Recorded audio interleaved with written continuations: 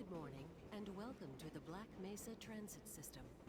This automated train is provided for the security and Hi convenience folks, and of welcome the back Black to the Mesa channel, Lee Research here. Facility personnel. So I know I've been absent for quite a few The weeks, time and is honestly the reason for that is 8:47 basically just that, a.m. Current basically I've topside just been temperature busy, I've is switched jobs, 93 degrees, there's been with some an other sort of estimated stuff going high on, of and yeah, 105. life just sort of got in the way, The Black Mesa so compound is I just maintained didn't at really a have the pleasant opportunity to 68 really degrees at all do times. anything games-wise.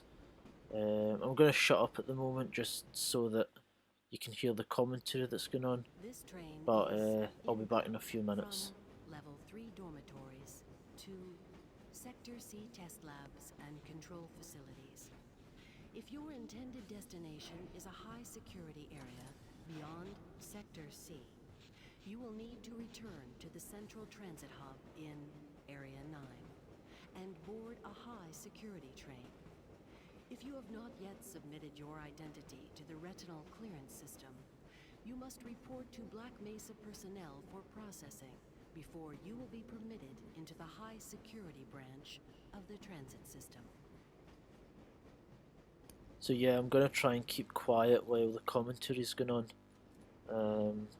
We're just playing a bit of the original Half-Life here. Of material routinely handled in the Black Mesa compound, no smoking, eating, or drinking are permitted within the Black Mesa transit system.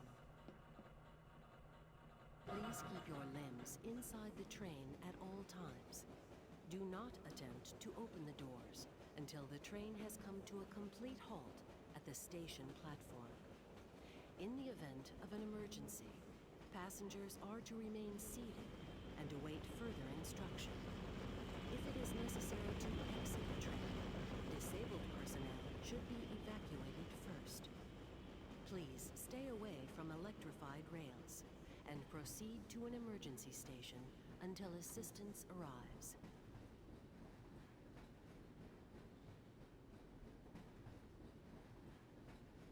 So yeah, as I was saying, I'm playing a little of the Half-Life Source, which I picked up for a couple of quid not so long ago. So yeah, as I said, I'm just trying to not get in the way of the commentary. The audio's been a bit all over the place, and I will admit I've broken my, my one take rule for this one, definitely. um, for some reason, like when I'm doing gaming videos, like it's always been a bit of a hassle. But I'll shut up just now and let the commentary continue. In the Level 3 facility. The semi-finals for high security personnel will be announced in a separate secure access transmission. Remember, more lives than your own may depend on your fitness. Do you have a friend or relative who would make a valuable addition to the Black Mesa team? Immediate openings are available in the areas of materials handling and low clearance security. Please contact Black Mesa personnel for further information. If you have an associate with a background in the areas of theoretical physics, biotechnology, or other high-tech disciplines, please contact our Civilian Recruitment Division. The Black Mesa Research Facility is an equal opportunity employer. Wonder when Boston Dynamics will get around to making one of those. That's literally the only thing I remember from, like, don't get me wrong, I remember this sequence being quite long, but that's the only thing I remember, mainly, is the big robots. There's another one. There's a G-Man there. Some scientist fella that probably doesn't have a name in this game. In the course of your duties, contact your radiation safety officer immediately. Work safe. Work smart. Your future depends on it. I really hope the audio goes well for this one. I'll try and move the mic a little bit closer. As I said, it's been a little bit of a hassle kind of setting this up. You know, I bought a relatively cheap headset, a relatively cheap mouse and mouse mat. I'm playing this on an early 2011 MacBook Pro, which to the PC Master Race people that probably makes me a bad person. But you know, it's what I've got just now. I'm isolated from my PS4, so because that's down at my dad's parents' house, like my gran and grandpa. Um, I used to use an application on that called Share Factory, which I used to find pretty good for making videos, but I've not really had a chance to do that over the past few months, obviously, the way things have been. But that's us at the end of that sequence there, so that's the famous first arrival sequence for the first Half-Life game. And it's one of those things, it's like, a lot of new games don't really do that anymore, where they set it up with some, like, you know, grand sequence coming in. I think the last game that done it very well, and probably the one that's my favourite of all time, was Bioshock. You know, you come in and, you know, there's this grand sequence, you know, that kind of immediately puts you into the atmosphere of the game. Just one of those days, I guess. They were having some problems down in the test chamber too, but I think that's all straightened out. They told me to make sure you headed down there as soon as you got into your hazard suit. Cool, let's go. As I says, I really hope the audio's okay. I've kind of tried to record a little bit, but what's been happening is sort of my commentary has been getting sort of like my commentary and the gameplay noise is sort of conflicted, if you know what I mean, where, you know, it ends up being one of us talking over the other, if you know what I mean. What book is that? 36th. Okay. That's not readable. Just messing about. But yeah, so first time I played this game was actually in the PS2. One of my mates from primary school, he played it on PC, and I used to hassle him about it a lot. And it was always a game I was interested in, but I had this perception in my head that it was like a horror game. Which it is a little bit. I mean, it's a little bit of kind of like survival horror, but it is mostly like just a shooter. I say just a shooter. I mean, it's a very famous sort of player in the first-person shooter genre, but it's one of those games. It's always been clearly like a PC game. As I say, sorry if the mic's a bit too close to my face. It's, you know, as I said, I'm gonna post this video no matter what. Like, I've already decided that. So we'll probably play for, you know, a wee while, get the intro part of the game done. You know, I've always wanted to play the first Half-Life game again, so, you know, it's pretty good in that sense, because obviously, like, I've got a really old computer and also a Mac, and there doesn't seem to be many Mac games on Steam that, you know, are good for like older Macs. You know, it seems to be like newer games. You know, there isn't that many Mac games on Steam, you know, in general, but of the ones that there is, it seems to be mostly newer games or just games that I wouldn't be able to run. So, you know, this is actually perfect.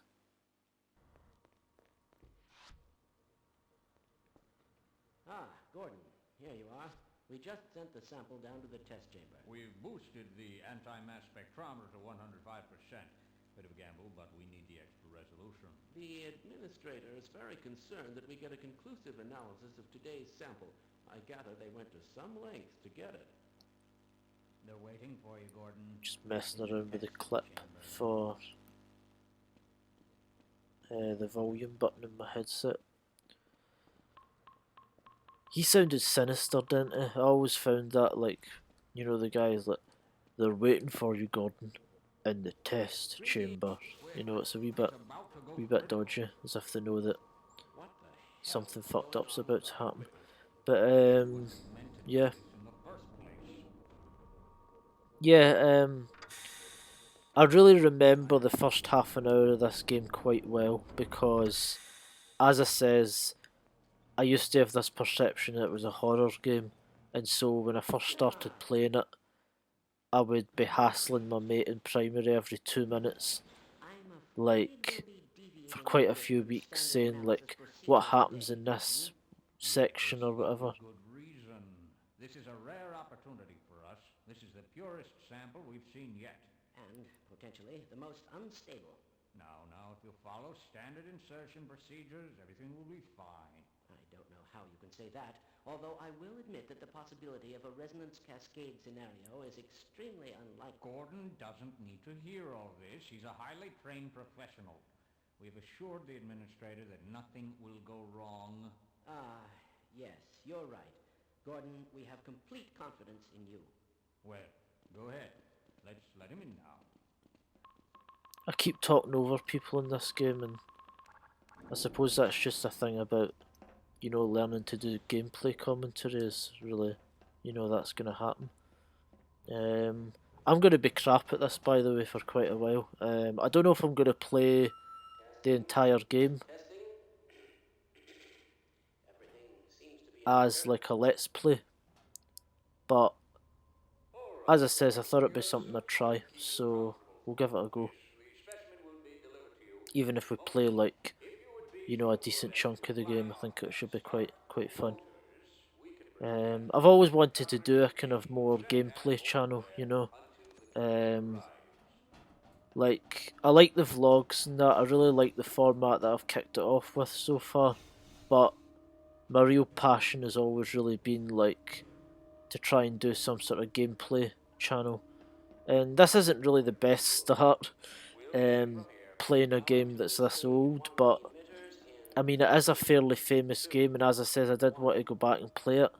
You know, I've always loved the Half-Life franchise and all the sort of the whole kind of ecosystem of games that kicked off, like Portal and Team Fortress and Counter-Strike and Left 4 Dead and all of those other ones that run off the Source engine. You know, I've always found, you know, those games to always be pretty cool. Valve doesn't really seem to make that many games anymore. I know they've done something for Left 4 Dead 2 recently. You know, but I've not really got around to playing that. I've not played Left 4 Dead in ages.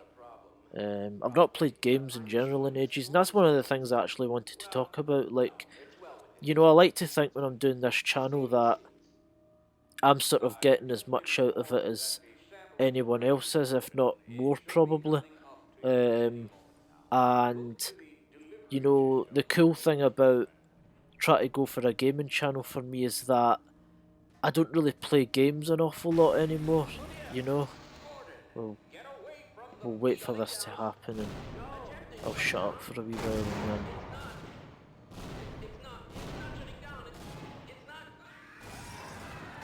So yeah, everything goes to shit, which is kind of like sums up what happens in this game. Right, that's not that. No, that's not usually what happens. That's okay. You don't usually get like a Vortigaunt, like that's what that thing is. Like actually coming out at this point in the game and attacking you. That's quite unusual. I don't know what those guys are called. But yeah, this is the part of the game where... This is the kind of part of the game where I'd go back to my mate and say, like, oh, is this next bit, like, really scary? I know that's really kind of, like, embarrassing to admit, but, you know, there was a time when I really did hate horror movies and I really did hate horror games because I just found them too much. And... But actually, like, I've got a kind of love-hate relationship with them, really, because it's like... I hate the scariness of them, but I've always found that particular kind of genre to be the best at storytelling, if you know what I mean. Like, there's always like a mystery to sort of horror films and horror games that I've always loved, you know. Um, and particularly with games, you know.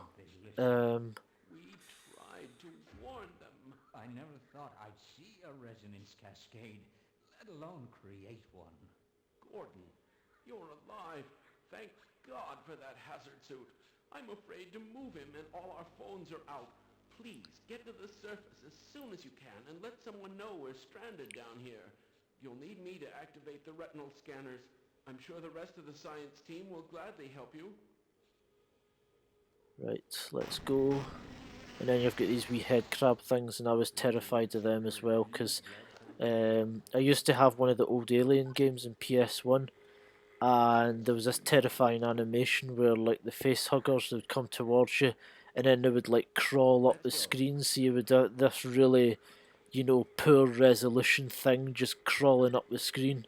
And as a child, that just like sort of terrified me. Yeah. So I thought those were going to do the same thing in this game, but they don't. So we're good. As I says, I remember this bit very well, so I kind of know what I'm doing.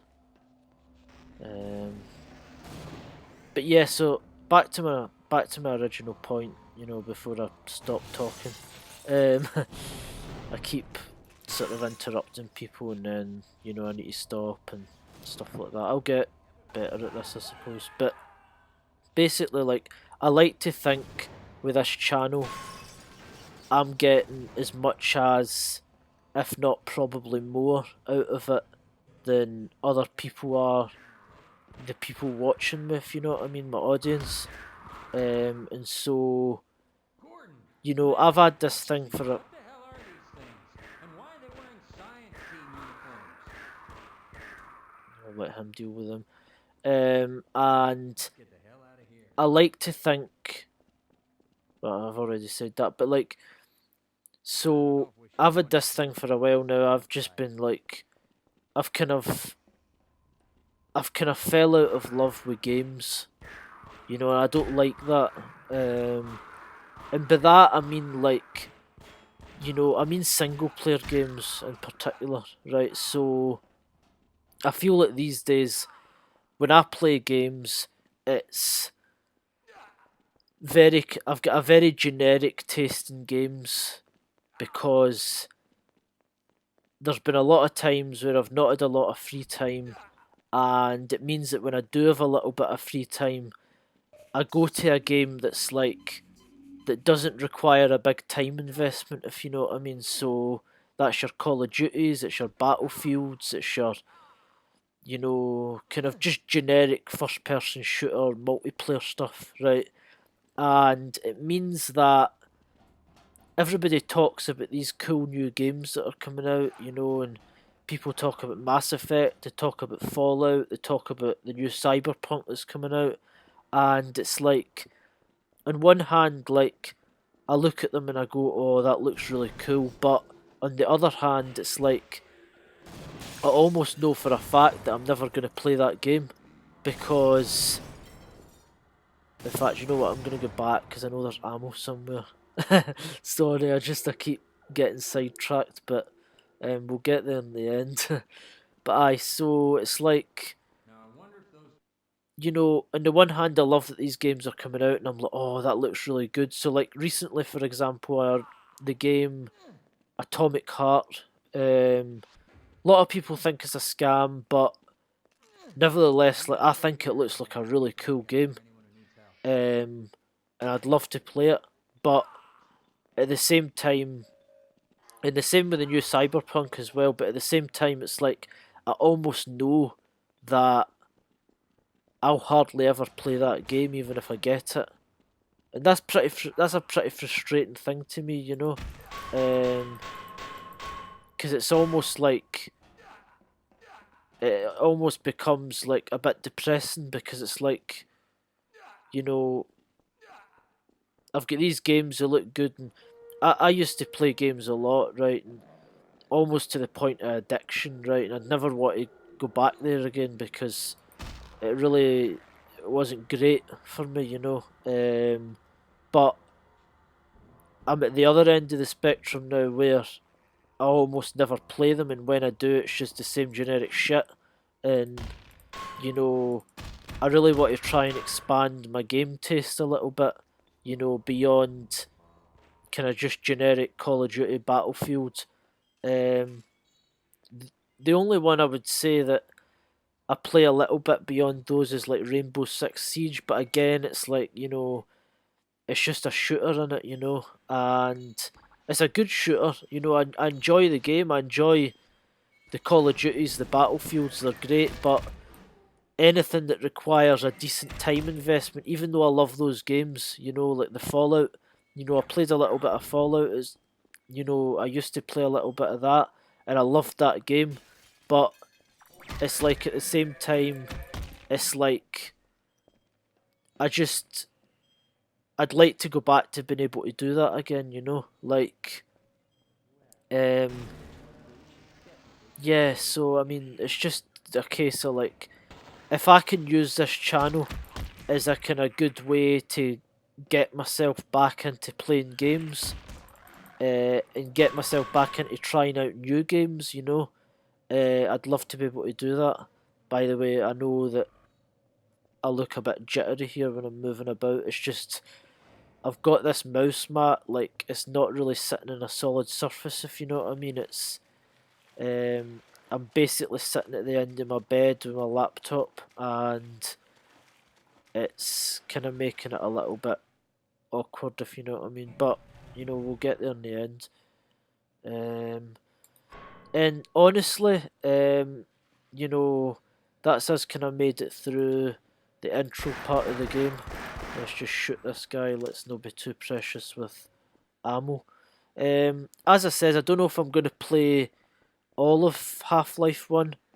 You know, I'll play a decent little bit of it, but I think this is probably a good part, you know, a good place to, you know, end the video. You know, like, I know really I've just kind of explained here that, you know, basically this is my first gaming video. I've not really done an awful lot, but, you know, I'm hoping to, you know, get better at this. As I says, I'm gonna try my best and stick to my rule from now on of, you know, basically just do it and put it online, you know, rather than just constantly thinking about it.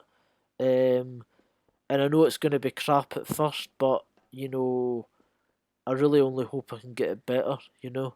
So I'll get better as I do it, as I practice. So I hope you guys enjoyed the video. If you liked it, leave a like. If you hated it, leave a dislike. If you've got any particular thoughts, and please leave a comment in the comments section below. And if you'd like me to see me play more of Half-Life, then, you know, please do subscribe. Bye, folks.